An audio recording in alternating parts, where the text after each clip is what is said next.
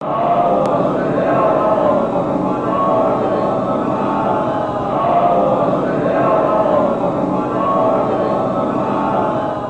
باللہ من الشیطان الرجیم بسم اللہ الرحمن الرحیم الحمد للہ الذی لا یبلغ مدحتہ القائلون ولا یحصی نعماءہ العادون ولا یعدی حقہ المجتہدون الذی لیس لصفتہ حد محدود ولا نعت موجود ولا وقت معدود ولا اجل ممدود فطر الخلائق بقدرته ونشر الرياح برحمته الصلاة والسلام على الرسول المسدد المصطفى الأمجد المحمود الأحمد سيدنا ومولانا ومولى الكونين جد الحسن والحسين وعاني أبا القاسم محمد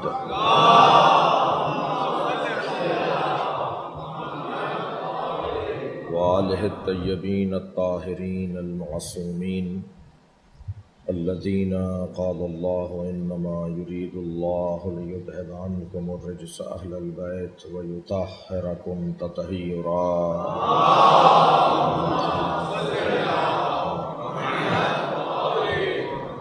ولعنة الله على أعدائهم أجمعين من يوم عداوتهم إلى قيام يوم الدين أما بعد قال الحكيم في قرآن الكريم بسم الله الرحمن الرحيم اهدنا الصراط المستقيم صراط الذين أنعمت عليهم غير المغضوب عليهم ولا الضالين صلوات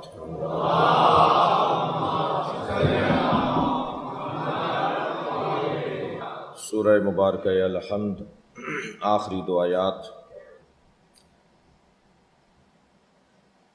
اللہ اپنے اس کلام میں دعا مانگنے کا سلیقہ عطا کر رہا ہے۔ ہمارے پاس سوائے دعا کے اور کیا ہے؟ خلق الانسان ضعیفا، وہ انتہائی نازک، ظریف، حساس ہے۔ معمولی زد میں آ کر، معمولی سے کسی حملے کا شکار ہو کر یہ مفلوج ہو جاتا ہے، یہ ڈھیر ہو جاتا ہے۔ یہ انتہائی اختیار، یہ کیسے ممکن ہے؟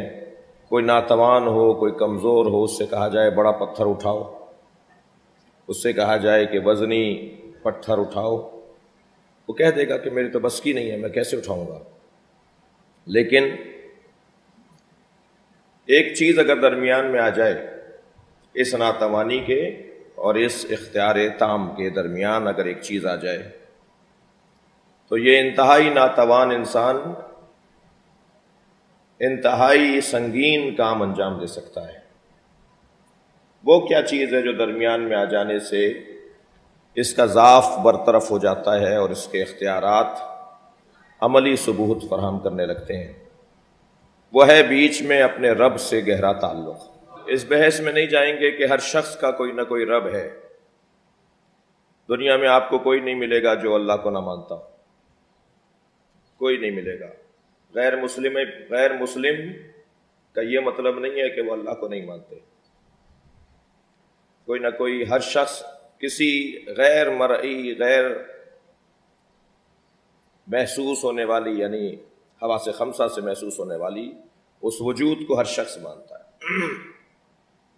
یہ اور بات ہے کہ وہ جو مزاج میں اللہ ماننا، وہ جو فطرت میں اللہ ماننا ہے، اس فطرت کی سالمیت اور اس فطرت کی اصلاح کے لیے انبیاء کو اللہ نے بھیجا۔ یہ ہر باکمال کے آگے جھکنے کا مزاج رکھتا ہے، یہ ہر قدرت کے آگے خاضع ہونے کا مزاج رکھتا ہے۔ اس کے مزاج میں ہے کہ جسے باکمال دیکھے اس کے آگے جھک جائے۔ اب اس کی اصلاح کرنی ہے کہ ہر باکمال کے آگے نہیں جھکنا، کمال مطلق کے آگے جھکنا ہے۔ اسے یہ بتانا ہے کہ جھکنا اس کے آگے ہے کہ جو پھر اس سے اونچا کوئی باکمال نہیں ہے، پھر اس سے اونچی کوئی چیز نہیں ہے، پھر اس سے اونچا کوئی وجود نہیں ہے. لہذا کبھی سورج کو یہ اللہ ماننے لگا، کبھی چاند کو یہ اللہ ماننے لگا، کبھی غیر انسانی مخلوقات کو یہ اللہ ماننے لگا. اس کے مزاج میں اللہ ماننا تو ہے، اور شاید یہ کہنا ٹھیک ہوگا کہ اللہ ماننے میں یہ غنی ہے. اس نے بہت اللہ مانے ہیں، اس نے بہتوں کو اللہ مانا ہے. نبی مکرم نے بھی یہ نہیں کہا کہ میرا اللہ مان لو، فوراً مان لیتے، اس لیے کہ تو اللہ ماننے کا تو مزاج تھا. نبی نے فرمایا سارے الہوں کا انکار کرو، میرا اللہ مانو. تب مشکل ہوئی، تب مشکل ہوئی. پہلے کہو لا الہ، سارے الہوں کا انکار کرو. کتنا مشکل تھا. تبھی تو سرکار نے فرمایا جو صرف یہ کہہ دے لا الہ الا اللہ وہ کامیاب ہو جائے گا. آج ہمیں آسان لگ رہا ہے، آج ہم کہہ رہے ہیں یہ کیا بات ہوئی، جو صرف لا الہ الا اللہ کہہ دے وہ کامیاب ہو جائے گا. قولوا لا الہ الا اللہ تفلحوا، کہہ دو لا الہ الا اللہ کامیاب ہو جاؤ گے. آج ہمیں یہ آسان لگ رہا ہے، لہٰذا ہمیں تھوڑا سا عجیب سا بعض اوقات لگتا ہے. یہ اس دور میں ہمیں پلٹنا ہوگا، تب جا کے معلوم ہوگا کہ یہ کتنا مشکل تھا. سارے الہوں کا انکار کر کے ایک اللہ کا ماننا کتنا مشکل تھا. لا الہ، انکار کرو کوئی الہ نہیں ہے الا اللہ، سوائے اللہ کے. کوئی نہیں ملے گا دنیا میں آپ کو جو اللہ کو نہ مانتا ہو. جو اللہ کو نہ مانتا ہو ہمیں کوئی نہیں ملا. بھائی آپ کے ہی اللہ کو کیوں مانے؟ ایک نتیجہ خیز شاید میری سوچ آپ کے تک منتقل ہو. سرکار دو جہاں ہی کے اللہ کو کیوں مانا جائے؟ کیوں نبی فرما رہے ہیں کہ سارے الہوں کا انکار کرو اور میرے اللہ کو مانو؟ وہ جو زور، وہ جو طاقت، وہ جو توانائی سرکار کے اللہ منوانے میں تھی، وہ سرکار کا کردار تھا. مجھ سے بڑا کردار والا ہے تو اس کی مان لو ورنہ میری مانو. جسے تاریخ نویسوں نے، سیرت نگاروں نے ان کا صادق اور امین ہونا قرار دیا ہے. انہوں نے اپنے صادق اور امین ہونے سے اللہ کو منوایا ہے. میں اگر یہ کہہ دوں اس پہاڑ کے پیچھے لشکر ہے تو مانو گے؟ سب نے کہا مانیں گے. کس سے پوچھ رہے ہیں؟ سارے مشرک ہیں، سارے غیر موحد ہیں، وحدہ لا شریک کو نہ ماننے والے. حضرت فرمایا کہ اگر جا کے دیکھو لشکر نظر نہ آئے تو کہنے لگے ہم یہ کہیں گے کہ ہماری آنکھیں دھوکہ کھا رہی ہیں، عبداللہ کا بیٹا جھوٹ نہیں بولتا. فرمایا جب تمہیں مجھ پر اتنا یقین ہے تو مانو کہ اللہ ہے تو وہ وحدہ لا شریک ہے. سرکار دو جہاں نے اپنے کردار سے اللہ منوایا. اب جب ان کے مطابق اللہ ماننا ہے، یعنی میں یوں کہہ دوں کہ انہوں نے پہلے خود کو منوایا پھر اللہ کو منوایا. پہلے خود کو منوایا ہے. اور یہ انسان کی ذات سے جب علم بالذات کا مرحلہ جب انسان طے کر لیتا ہے تو پھر علم الہی کے اور معرفت الہی کے مرحلے میں داخل ہوتا ہے. تو ہمارے اس ناتوانی اور کمزوری اور ضعف اور ہماری توانائی اور قدرت کے درمیان جو چیز ہے وہ ہے اللہ کی وحدانیت. اور صرف وحدانیت نہیں، صرف وحدانیت نہیں، چومی گویم مسلمانم بلرزم، علامہ اقبال. چومی گویم مسلمانم بلرزم کہ میدانم مشکلات لا الہ رہا. جب میں کہتا ہوں نا کہ میں مسلمان ہوں، اقبال کہہ رہے ہیں میں کانپنے لگتا ہوں. چومی گویم مسلمانم بلرزم کہ دانم مشکلات لا الہ رہا. کیونکہ مجھے پتا ہے کہ لا الہ کی مشکلات کیا ہیں.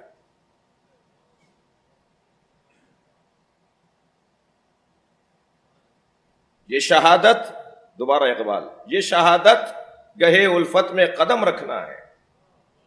لوگ آسان سمجھتے ہیں مسلمان ہونا. اللہ سے کیا مانگنا ہے؟ اللہ ہمیں سلیقہ عطا فرما رہا ہے، یہ مانگو، یہ مانگو، یہ مانگو.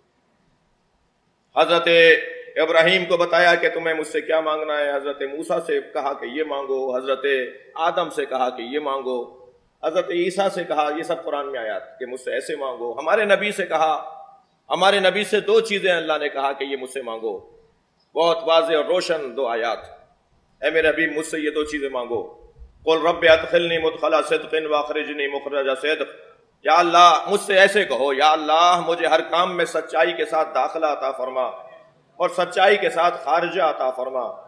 اگر آپ کی توجہات بھرپور ہیں تو حضرت ابو طالب مولا علی کو جس لقب سے پکارتے تھے، جس نام سے پکارتے تھے، ابو طالب اپنے بچے کو پیار سے جو کہتے تھے نا، وہ کہتے تھے میرا نصیر بلاؤ کہاں ہے۔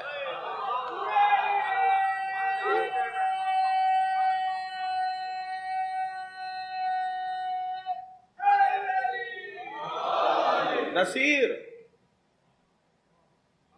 ہمیشہ مدد کرنے والا، ناصر ہے جو ایک دفعہ بھی مدد کرے تو ناصر کہلائے گا، مگر نصیر ایسا نہیں ہے کہ آج مدد کرے اور کل انکار کر دے، کل انکار کر دے اور آج مدد کر دے۔ جو کبھی یہ نہ کہے کہ میں مدد نہیں کر سکتا، اسے عربی زبان میں نصیر کہا جاتا ہے، فعیل کا صیغہ ہے، علیم، نصیر، کریم، جہاں کرم خالی نہ ہو، جہاں نصرت سے وقت خالی نہ ہو، ہمیشہ مدد کرنے والا۔ تو اللہ نے اپنے حبیب سے یا تو یہ کہا کہ مجھ سے یہ دعا مانگو کہ مجھے اپنی جانب سے مضبوط مددگار عطا فرما، اور ہوا ایسا، اللہ نے مولا کائنات کی صورت میں نبی کو بہترین اور مضبوط مددگار عطا فرمایا ہے۔ دوسری دعا جو سرکار سے اللہ نے کہی کہ مجھ سے مانگو وہ ہے قل رب زدنی علم، یا اللہ مجھ سے یہ کہو اے رب میرے علم میں اضافہ فرما۔ یہ نبی مانگ رہے ہیں، یعنی نبی مکرم کو اللہ نے سب کچھ دیا، مگر ایک ایسا مرحلہ ہے جس میں اپنی ذات سے وابستہ رکھنے کے لیے، اپنے آپ سے جڑا رکھنے کے لیے کہ یہ مجھ سے مانگتے رہو، یہ مانگتے رہو، میں سب کچھ دے چکا ہوں، یہ اور مانگو، یہ اور مانگو۔ عرفا کہتے ہیں کہ یہ علم ذات الہی ہے، کائنات کا علم نہیں ہے، اشیاء کا علم نہیں ہے، خود ذات مصطفیٰ کا علم نہیں ہے۔ مولا کائنات لعاب مصطفیٰ لے لیں تو کائنات کا علم علی کے پاس آ جاتا ہے، کوئی ایسا سوال نہیں ہے جس کا جواب علی کے پاس نہ ہو، اور جب جواب پر جواب عنایت فرمائیں اور کوئی شخص یہ پوچھ لے کہ آپ کا علم نبی کے علم کے برابر ہے تو اتنا بھی گوارا نہ کریں، علی کے اس جملے کو برداشت کر لیں، پیشانی پہ بل آ جائے اور فرمائیں خبردار آئندہ یہ کہنا بھی نہیں کہ میرا علم نبی کے علم کے برابر ہے۔ ھذا لعاب رسول اللہ، میرا علم لعاب رسول اللہ ہے، میں علم مصطفیٰ کے برابر نہیں ہوں، میرا علم نبی کے علم کے برابر نہیں ہے۔ وہ علی جو عالم الاشیاء کا عالم بھی ہو، عالم ما کان و ما یکون کا عالم بھی ہو، علم ذات کا بھی عالم ہو، جی واحد ذات ہے۔ نبی مکرم نے دعویٰ نہیں کیا، لیکن شاگرد دعویٰ کر رہا ہے تو خود بخود استاد دعویٰ کر سکتا ہے۔ نبی مکرم مسلسل اللہ سے علم مانگ رہے ہیں، مسلسل علم مانگ رہے ہیں، وہ علم ذات پروردگار۔ ہمیں بھی اللہ مانگنے کا سلیقہ اور طریقہ عطا کر رہا ہے۔ اہدنا الصراط المستقیم، مجھ سے ایسے مانگو، یا اللہ مجھے سیدھے رستے پر قائم رکھ، نہیں ہمیں سیدھے رستے پر قائم رکھ، مجھے معاف کیجیے گا، اہدنا جمع کا صیغہ ہے، اہدنا، ہمیں قائم رکھ صراط المستقیم، سیدھے رستے پر۔ میرے چھٹے امام نے کیا حسین قول ارشاد فرمایا، حضرت فرماتے ہیں جو نماز پڑھ رہا ہے وہی تو سورہ الحمد پڑھ رہا ہے، وہ جو نماز پڑھ رہا ہے وہ اللہ کو مانتا ہے۔ صلوات پڑھیں محمد و آل محمد۔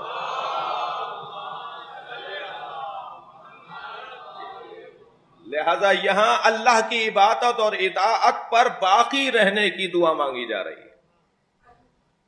عزیزان گرامی، دعا مانگی جا رہی ہے اللہ میں سیدھے رستے پر قائم رکھ۔ اللہ جب تک ہم چاہیں گے نہیں ہمیں کچھ نہیں دے گا، اور یہ تو میرا اور اللہ کا معاملہ ہے۔ ہمارے مشاہدے میں تو ہمارے گھروں میں بھی یہی کچھ ہے۔ تانا گریت طفل کہ نوشد لبن، جی تانا بارد ابر کہ رویت چمن، جب تک کہ بچہ روئے گا نہیں ماں بھی دودھ نہیں پلائے گی، مانگے گا تو دودھ ملے گا، بادل برسے گا تو چمن لہلہائے گا۔ پہلے مطالبہ ہونا چاہیے، پہلے طلب ہونی چاہیے۔ انلزمکموہا وانتم لہا کارہون، کیا میں تمہیں وہ ذمہ داریاں دے دوں جن سے تمہیں کراہت ہوتی ہے؟ قرآن ایک نبی اپنی امت سے کہہ رہا ہے، کیا میں تمہیں وہ ذمہ داریاں سونپ دوں جن سے تمہیں کراہت ہوتی ہے، جنہیں تم چاہتے ہی نہیں ہو؟ تم چاہتے نہیں ہو تو میں تمہیں یہ ذمہ داری کیسے دے دوں؟ سرکار دو جہاں کو اللہ نے قرآن مجید میں افانت تکرہ الناس حتی یکونوا مؤمنین، کیا آپ لوگوں کو زبردستی مسلمان اور مومن بنائیں گے؟ سرکار دو جہاں چاہتے تھے کہ ہر فرد اسلام قبول کر لے، ہر فرد مومن ہو جائے، اور اس ہدف کی خاطر اپنے آرام کو آپ نے ترک کیا ہوا تھا، مشکلات اور مشقتوں میں خود کو ڈالا ہوا تھا، تب یہ آیت نازل ہوئی۔ فَأَنْتَ تَكْرِهُ النَّاسَ حَتَّى يَكُونُوا مُؤْمِنِينَ، کیا آپ چاہتے ہیں کہ مومنین جسے وہ چاہتے نہیں ہیں اسے اپنا لیں، اور آپ اپنے آپ کو ہلاکت میں ڈال رہے ہیں کہ کسی طرح یہ مومن ہو جائیں؟ لا اکراہ فی الدین، تیسری آیت، دین میں کوئی اکراہ نہیں ہے، کوئی زبردستی پکڑ کر ہمیں نہیں لایا ہے مجلس میں، کسی نے ہمیں زبردستی لا کے یہاں نہیں بٹھایا ہے، ہم اپنی مرضی سے آئیں، بڑھ کے بڑے چاؤ سے آئیں، بڑے شوق سے آئیں، اور جلدی اس لیے آئیں کہ آگے جگہ مل جائے اور اچھی جگہ مل جائے۔ کسی نے ہم سے نہیں کہا کہ یہاں آ کے بیٹھو، نہیں آؤ گے تو یہ سزا ملے گی۔ لا اکراہ فی الدین، ہم اپنی مرضی سے آئیں، تو جب تک میں چاہوں گا نہیں، جب تک کہ مانگوں گا نہیں، اللہ مجھے نہیں دے گا۔ اور یہ قاعدہ قانون ہر جگہ کا ہے، ہمیشہ کا ہے۔ عزیزان گرامی، ہر فقیر، توجہ چاہوں گا، دھتکارنے کے لیے نہیں ہے، ہر فقیر کو دھتکاریے گا نہیں۔ کتب حدیث میں ایک باب ہے، رب اشعث اخبر مدفوع بالابواب، یہ پورا باب ہے۔ وہ فقیر جس کے بالوں میں مٹی لگی ہو، جس کے کپڑے گرد و غبار میں اٹے ہوئے ہوں، جو دروازوں سے دھتکارا گیا ہو، اس کا خیال خاص رکھنا، اس کا خاص خیال رکھنا۔ یہ باب ہے، اس باب میں حدیثیں ہیں ائمہ اہل بیت سے، خود سرکار دو جہاں سے، جو دروازوں سے دھتکارا گیا ہو اس کو تم نہیں دھتکارنا۔ میں سانگڑ سے کراچی آ رہا تھا، ٹنڈو آدم اور سانگڑ کے درمیان ریلوے کراسنگ ہے، ہماری گاڑی کچھ آہستہ ہوئی تو پھاٹک کے ساتھ جو ایک بڑا سا پتھر تھا، وہ موڈیٹ سی جو بنی ہوئی ہوتی ہے، چھوٹی سی دیوار ناٹی سی، اس کے اوپر ایک فقیر بیٹھا ہوا تھا۔ میں اسی حلیے میں، آپ کو پتا ہے کہ ساری دنیا میں پھر رہا ہوں، فقیر آدمی ہوں، فقیروں کی اولاد ہوں، تو اس نے مجھے اس حلیے میں دیکھا تو مجھے اس نے یا علی مدد بولا، میں نے بھی اسے جواب عقیدت دیا، میں نے بھی اسے مولا علی مدد بولا، تو آواز دے کر کہنے لگا بتاؤں زہد کسے کہتے ہیں؟ میں نے اپنے ڈرائیور سے، جو میرا بھائی تھا، میں نے اس سے کہا کہ گاڑی روک دو، سائڈ لگاؤ گاڑی، میں جن فقیروں کو ڈھونڈتا ہوں وہ آج پہلا ملا ہے، مجھے پہلی دفعہ ملا ہے۔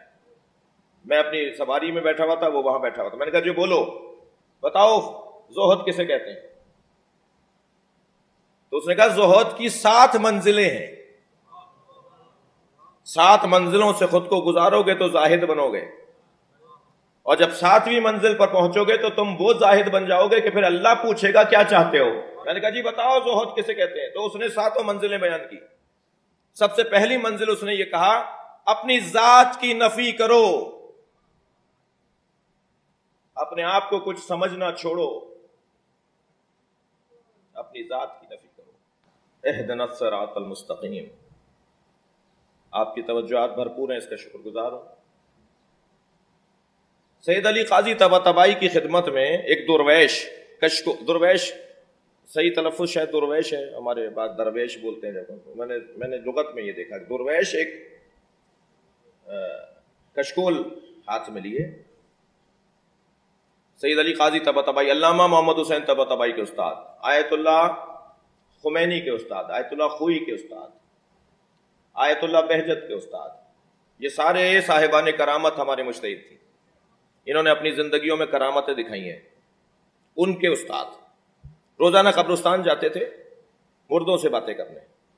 کسی نے کہا جی آپ مردوں سے باتیں کرتے، کہنے تو زندہ تو یہی ہیں جن سے بات کر کے اطمینان ہوتا ہے۔ تو ان کے پاس ایک درویش آیا کشکول لے کر، کہنے لگا کہ مجھے زہد سمجھائیے کہ زہد کسے کہا جاتا ہے۔ کہنے لگے ہمارے ساتھ رہو گے تو تمہیں معلوم ہو جائے گا کہ زہد کسے کہا جاتا ہے۔ اچھا، یہ جو استاد ہوتے ہیں نا، یہ فقیر لوگ جو ہوتے ہیں، جو واقعی فقیر ہیں، وہ واقعی استاد ہیں۔ یہ کوئی کلاس ولاس نہیں لگاتے، کوئی ٹیبل کرسی، کوئی وائٹ بورڈ، کوئی مارکر اور یہ لے کر کوئی چارٹ واٹ بنا کر، یہ ان کا انداز تدریس کچھ اور ہے۔ یہ اپنے کردار سے، عمل سے، رویوں سے سمجھاتے ہیں کہ آج کا پیغام یہ ہے، کل یہ پیغام، آئندہ یہ پیغام۔ حضرت خضر کے پاس حضرت موسیٰ کو بھیجا تھا نا اللہ نے، جاؤ جا کے سیکھو۔ رات کی مجلس میں نے ایک جملہ کہا تھا، یہاں اسے تکرار کر رہا ہوں، ہمیں اپنے گھروں میں جو فریم لگوانے نا، ان میں سے ایک فریم یہ بھی لگوانا ہے، خوبصورت سا لکھوائیے، سیکھو۔ آتے جاتے اس جملے پہ نگاہ پڑے، سیکھو۔ جب تک میں اپنے آپ کو سمجھاؤں گا نہیں نا کہ سیکھو، ورنہ سکھاتے ہی رہوں گا سب کو۔ مجھے اپنے آپ کو کہنا ہے نا سیکھو، میں دوسروں کو سکھانے میں لگا ہوں۔ تو حضرت موسیٰ سے کہا جا کے سیکھو۔ سیکھنے والا اولو العزم پیغمبر، صاحب شریعت نبی، صاحب تورات نبی، تو ساتھ چلتے میں سکھا رہے ہیں، یہ نہیں کہ بیٹھ گئے کتاب کھولو اور صاحب ان کا انداز پڑھانے کا کچھ اور ہے، اور رستے میں سکھا رہے ہیں۔ وہ ایک پورے داستان میں گریز کر رہا ہوں اس پوری داستان سے۔ اسی طرح حضرت، یعنی ایک مثال یہ کہ حضرت سید علی قاضی طباطبائی سے کہا اس درویش نے، مجھے زہد سکھائیں۔ کہنے لگے کچھ دیر ہمارے ساتھ رہو، ہم تمہیں بتا دیتے ہیں زہد کسے کہا جاتا ہے۔ کچھ ہی دیر کے بعد فرمانے لگے کہ مولا کے سلام کا وقت آ گیا، میں روزانہ ایک خاص وقت میں مولا علی کو سلام کرنے جاتا ہوں، یہ میری ریاضت ہے، یہ میری محنت ہے، میں وہاں جا رہا ہوں، میرے ساتھ چلو۔ کوفے سے نکلے نجف جانے کے لیے، آدھے سے زیادہ راستہ گزر گیا تو اس درویش کو احساس ہوا کہ یہ اپنا کشکول سید علی قاضی کے گھر چھوڑا ہے۔ کہنے لگا کہ استاد میں اپنا کشکول آپ کے یہاں چھوڑ کر آ گیا ہوں، وہ لینے جا رہا ہوں۔ حضرت نے فرمایا نہیں، میرے ساتھ رہو۔ سید علی نے فرمایا میرے ساتھ رہو۔ کہا نہیں، میں اس کے بغیر رہ نہیں سکتا۔ فرمانے لگے یہی دنیا ہے، جب چاہو دنیا سے ہاتھ اٹھا لو، یہی زہد ہے۔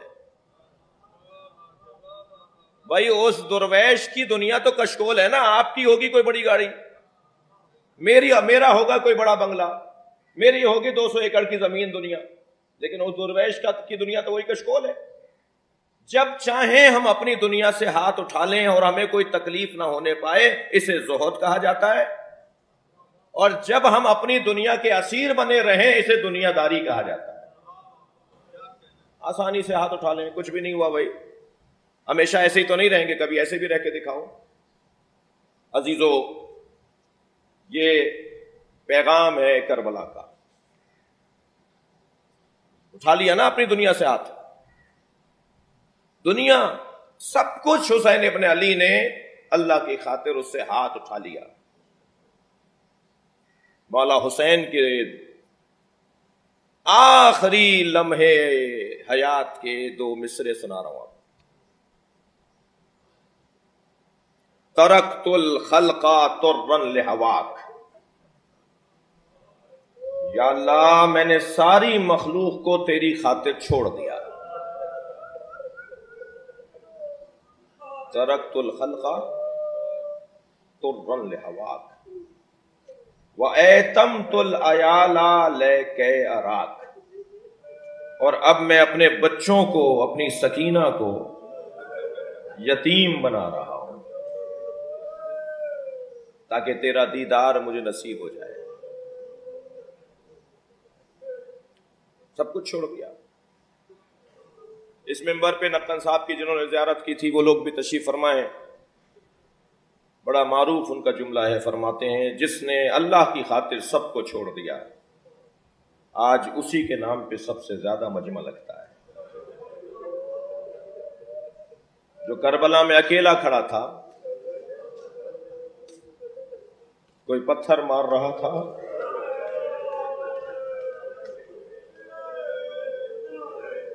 کوئی تیر مار رہا تھا، کوئی نیزہ مار رہا تھا.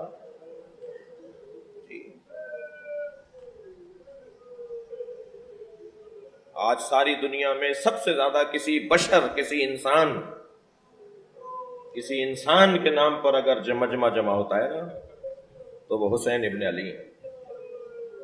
وجہ کیا ہے کہ اس نے اللہ کی خاطر خود کو اکیلا کر لیا تھا. قافلہ مکے سے کربلا کی طرف روانہ ہے. مولا ذوالجناح پہ بیٹھے ہوئے ہیں، عقاب پر حضرت علی اکبر بیٹھے ہیں، دلدل پر حضرت عباس بیٹھے ہیں. کہ ایک مرتبہ علی اکبر نے محسوس کیا کہ بابا کچھ کہہ رہے ہیں، لب ہل رہے ہیں میرے مولا کے. گھوڑا قریب لے آئے اور غور سے سنا تو حسین مولا کہہ رہے تھے انا للہ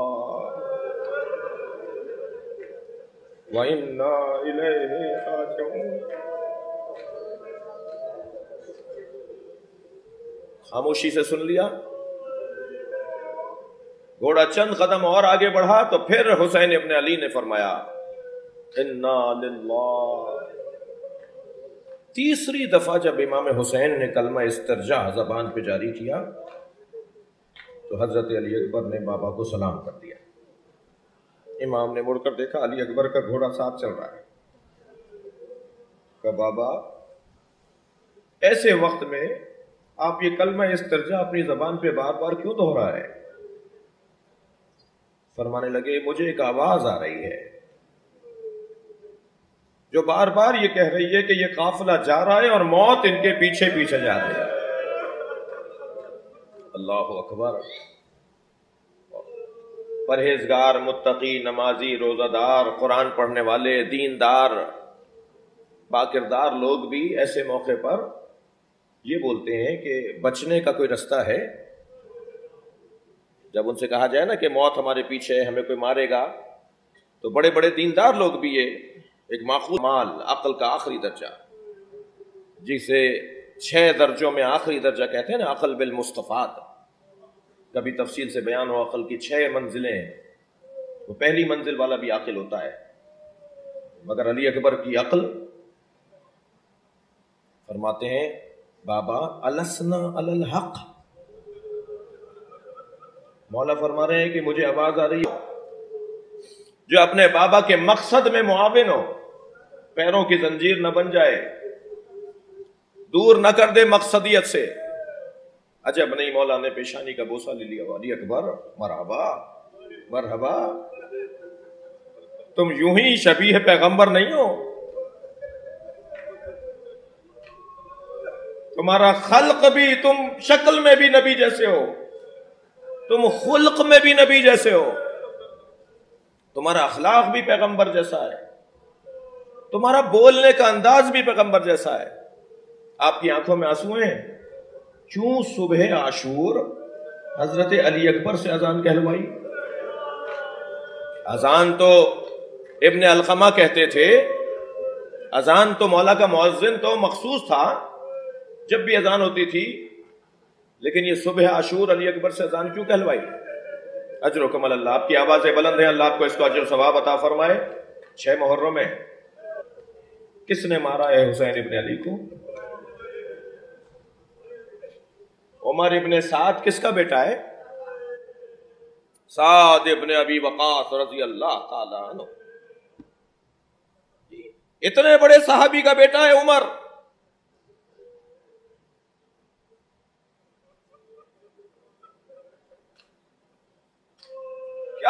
کیا بگاڑا تھا اہل بیت نے؟ کسے کیا تکلیف پہنچائی تھی اولاد علی نے؟ کیوں جناب زہرا کے ساتھ یہ کچھ کیا گیا؟ جلتا ہوا دروازہ گرا دیا، پسلیاں توڑ ڈالی، شکم مادر میں بچہ مار ڈالا. جب تک زندہ رہی پہلو پکڑے رہی. کیا کیا تھا علی کی بیٹیوں نے؟ زینب کبریٰ کی طرف اس سے بیان نہیں ہو پائے گا، سب غیرت مند لوگ بیٹھے ہوئے ہیں، اگر ہمارے گھر کی عورت کی طرف کوئی اجنبی اشارہ کرے ہمیں دل کرتا ہے زمین پھٹے اور ہم گڑ جائیں۔ اجرکم اللہ، اجرکم اللہ۔ کوئی پوچھے امام زین العابدین سے،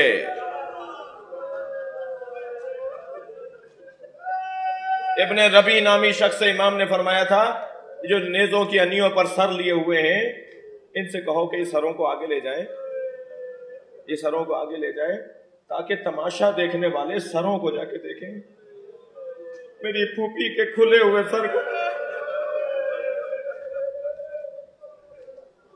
ایک بزرگ سے میں نے سنا کہ امام حسین جو قرآن کی تلاوت کر رہے تھے نا، کٹا ہوا سر حسین کا، شاید اس کا ایک سبب یہ بھی تھا کہ لوگ میری طرف توجہ کریں، زینب کی طرف توجہ ہے۔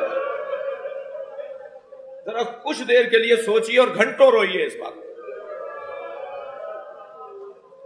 ضروری نہیں ہوتا کہ کوئی آدھا گھنٹہ ایک گھنٹہ مصائب پڑھے جائیں، بعض اوقات ایک جملہ رونے کے لیے کافی ہوتا ہے۔ اجر و کمل اللہ، اجر و کمل اللہ، اجر و کمل اللہ، حق ہے اس سے زیادہ گریہ کرنے کا۔ صاحب فتوائے تحریم تمباکو آیت اللہ شیرازی، وہ نجف اشرف میں ایک مجلس میں تشریف فرما ہے، ذاکر نے ایک جملہ کہا تو چیخ چیخ کے روئے اور اسے کہا اتنی دیر رکے رہو کہ ہم کچھ دیر مصائب پر روتے رہیں، تم تو ایک جملے کے بعد دوسرا قیامت کا جملہ کہہ رہے ہو۔ جملہ یہ تھا کہ دربار یزید میں آواز دی گئی زینب کو دربار میں لایا جائے، کہ رک جاؤ ہمیں اس جملے پہ رونے دو۔ اجر و کمل اللہ، اجر و کمل اللہ۔ 6 محرم ہے، حسین کا جوان علی اکبر تقدم ولدی ہے میرے لال جاؤ۔ علی اکبر آمادہ ہوئے، بابا کی خدمت میں آ کے کہا بابا کوئی حکم ہے؟ فرمایا جاؤ اپنی پھوپھیوں سے، اپنی بہنوں سے، اپنی ماں سے اجازت لو۔ رونے والوں، واحد مجاہد کربلا ہے جسے امام حسین نے بیویوں سے اجازت لینے کے لیے بھیجا ہے۔ سنیں گے جب خیام حسینی کے حرم کے خیموں کے قریب آ کے کھڑے ہوئے تو سلام کیا، السلام علیکم یا زینب، اے اماں زینب، اے پھوپھی زینب میرا سلام، یا ام لیلہ، یا جاریت فضہ۔ سنیں گے ایک ایک بی بی کا نام لیا اور آخر میں کہا یا سکینہ، تم پر بھی میرے اپنے بھائی کا آخری سلام۔ سب خیموں سے بیویوں نے جواب سلام دیا۔ یہ دستور تھا کہ کوئی خیموں کے قریب سے گزرتا تھا تو سلام کہتا ہوا گزرتا تھا، لیکن جب حضرت علی اکبر نے ایک جملہ کہا نا، ھذا السلام سلام الآخر، یہ آخری سلام ہے علی اکبر کا، تو ہر خیمے سے بی بی باہر آ گئی، ہر خیمے سے بی بی باہر آ گئی، اور کوئی علی اکبر کا سیدھا ہاتھ پکڑے ہے، کوئی علی اکبر کا دائنا ہاتھ پکڑے ہے، کوئی بی بی ہے جو گردن میں ہاتھ ڈال کر بات کر رہی ہے۔ علامہ ذیشان حیدر جوادی نے مصائب بیان کیے کہ ایک بی بی ہے جو دامن نہیں چھوڑ رہی، وہ فرما رہے ہیں کہ جو بی بی دامن نہیں چھوڑ رہی وہ چھوٹی بی بی ہے، اور بار بار کہتی ہیں ارحم غربتنا، ارحم غربتنا۔ بھیا ہم وطن میں نہیں ہیں، کیسے رخصت لی ہے حضرت علی اکبر نے، اس کا بیان بہت مشکل ہے۔ بعض مقتل نگاروں نے تو لکھا ہے کہ جب خیمے کے بڑے خیمے میں بیویاں لے گئی تھیں، اس خیمے سے جب باہر نکل رہے تھے تو بار بار پردہ ہٹتا تھا، علی اکبر باہر آتے تھے، پھر بیوی اندر لے جاتی تھی، پھر پردہ اٹھتا تھا اور علی اکبر باہر آتے تھے، پھر بیوی اندر لے جاتے، ایسا لگتا تھا جیسے جوان کی میت اٹھ رہی ہو۔ باہر آئے بابا کی خدمت میں، بابا نے دعا پڑھی بازو پکڑ کر، اور حضرت علی اکبر گھوڑے پہ سوار ہوئے۔ سنیں گے عزیزارو، ابھی دل آگے، ابھی عقاب آگے بڑھا تھا کہ ایک مرتبہ حضرت علی اکبر کو محسوس ہوا جیسے پیچھے کوئی دوڑتا ہوا آ رہا ہے۔ بھائی جنہیں رونا آ رہا ہے وہ تکلف نہیں کریں، یہ ایام گریے کے ہیں، مجھے بھی جلدی نہیں ہے۔ محسوس ہوا کہ کوئی پیچھے دوڑتا ہوا آ رہا ہے، مڑ کر دیکھا تو بوڑھا باپ آواز دے رہے، محلن محلا، اے میرے لال آہستہ۔ فوراً گھوڑے سے اتر آئے، فوراً گھوڑا چھوڑ دیا، بابا کے ہاتھوں کا بوسہ لیا۔ بابا آپ نے تو رخصت دے دی تھی مجھے، سنیں گے؟ فرمانے لگے ایک مرتبہ اور جی بھر کے دیکھنے دو، اور پھر آسمان کو دیکھ کر کہا، یا اللہ گوارے، میں شبیہ مصطفیٰ کو اب شہادت کے لیے بھیج رہا ہوں۔ حضرت علی اکبر میدان کربلا میں روانہ ہوئے، میدان میں گئے، جہاد شروع کیا۔ کیا دیکھا رہ جانے والے لوگوں نے کہ امام کبھی دائیں جاتے ہیں کبھی بائیں جاتے ہیں۔ پھر ایک مرتبہ دور ایک ٹیلا دیکھا، وہاں جانے لگے تو جناب زینب کی آواز آئی، بھیا کہاں جا رہے ہیں؟ فرمایا ٹیلے پہ کھڑے ہو کے دیکھوں گا میرا علی اکبر کیا کر رہا ہے۔ پھر مڑ کر جناب فضہ کو دیکھا، اے فضہ اس کی ماں سے جا کے کہو کہ ایک مرتبہ اور علی اکبر کو دیکھ لوں۔ اللہ اکبر۔ بڑے معتبر تاریخ لکھنے والوں نے لکھا ہے کہ جناب ام لیلہ خیمے میں آ گئیں، سر پہ قرآن رکھ لیا، اے یعقوب سے یوسف کو ملانے والے، میرے یوسف کو ایک دفعہ اور مجھے دکھا دے۔ اجر و کمل اللہ، اجر و کمل اللہ۔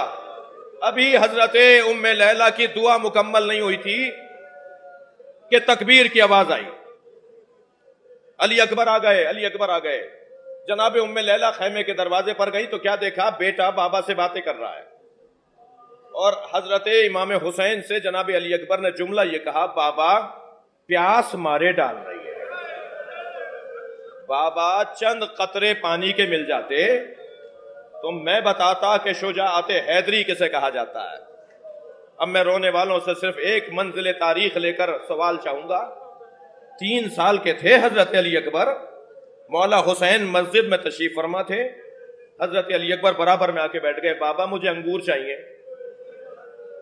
تاریخ کہتی ہے، سیرت کی تاریخ کہتی ہے، سیرت اور تاریخ کہتی ہے کہ وہ انگوروں کا موسم نہیں تھا، مگر امام حسین نے نہیں فرمایا بیٹا موسم نہیں ہے انگوروں کا، علی اکبر مانگ رہا ہے۔ 3 سالہ علی اکبر انگور مانگ رہے تھے، امام نے مسجد کے ستون پر ہاتھ مارا، ستون سے خوشہ گرا، معجزے سے امام نے انگور حضرت علی اکبر کو دے دیا۔ علی اکبر بیٹا تم مانگو اور تمہارا بابا تمہیں نہ دے؟ میں اب رونے والوں سے سوال کروں، 3 سالہ علی اکبر بابا سے انگور مانگے تو حسین معجزے سے انگور دے دے؟ یہ میدان کربلا ہے، یہ جوان علی اکبر پانی مانگ رہا ہے۔ فرمایا بیٹا یہ انگوٹھی اپنے منہ میں رکھ لو، شاید تمہیں تسکین ہو جائے۔ شاعر نے اس منظر کو 4 مصروں میں نظم کیا ہے۔ شاعر کہتا ہے، شدت پیاس سے اکبر نے پلٹ کر دیکھا اور ماں نے خیموں کی تنابوں سے لپٹ کر دیکھا، کتنی مجبور تھی ساقی کوثر کی بہو، خالی مشکیزہ کئی بار الٹ کر دیکھا، شاید چند قطرے پانی کے نکل آئے۔ اجر و کمل اللہ، اجر و کمل اللہ۔ حق ہے اس طرح گریہ کرنے کا، اللہ آپ کو اس کا جو ثواب عطا فرمائے۔ علی اکبر جاؤ بیٹا، اب تمہارے نانا تمہیں سیراب کریں گے۔ گویا حسین کہہ رہے ہیں اب واپس نہ آنا، تمہیں میدان کربلا میں حسین کے نانا سیراب کریں گے۔ عزادارو، میرے مولا علی اکبر نے بہت سے سپاہیوں کو فنار کیا۔ ابن طفیل نامی ایک ظالم نے گھوڑے کے قریب بیٹھ کر نیچے سے نیزہ مارا، نیزہ حضرت علی اکبر کے بدن پر برچھی کی صورت میں لگا، وہ پھل ٹوٹا. سنیں گے بڑا عجیب منظر ہے، ایک تیر گردن میں آ کے لگا. حضرت علی اکبر نے گردن کا تیر نکالا، مگر سینے کا اجرکم اللہ اجرکم اللہ، مگر سینے کی برچھی ٹوٹ گئی اندر. علی اکبر گھوڑے سے زمین کی طرف آئے، آواز دی بابا میرا سلام آخر. حسین میدان کربلا کی طرف روانہ ہوئے، کبھی زمین پہ گرتے تھے کبھی اٹھتے تھے.